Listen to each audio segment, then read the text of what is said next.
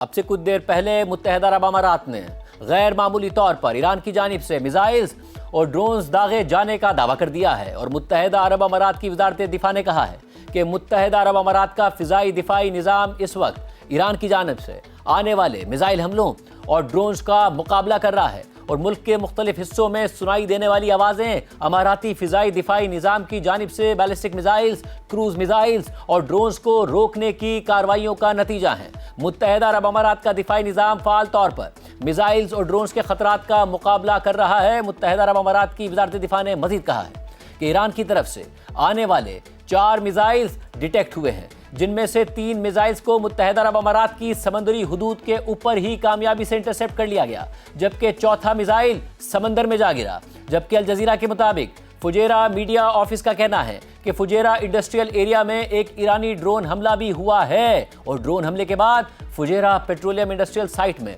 ایک بڑی آگ بھڑک اٹھی ہے، اور اس حملے میں 3 بھارتی شہری زخمی بھی ہو گئے ہیں، اور حکام آگ بجھانے کی کوشش کر رہے ہیں۔ اس سلسلے میں سول ڈیفنس کی ٹیمیں بھی جائے وقوع پر موجود ہیں، اور رپورٹس کے مطابق ان حملوں کی وجہ سے دبئی اور شارجہ کی طرف جانے والی فلائٹس کو بھی فی الحال روک دیا گیا ہے، یا پھر ان فلائٹس کو ڈائیورٹ کر دیا گیا ہے۔ ناظرین، یہ ایک بہت اہم ڈیولپمنٹ ہے۔ ایک طرف سیز فائر قائم ہے، تو دوسری طرف متحدہ عرب امارات کا کہنا ہے کہ ایران کی جانب سے متحدہ عرب امارات کی طرف 4 میزائل فائر کیے گئے ہیں۔ اس کے بعد یہ سوال اٹھ رہا ہے کہ کیا اب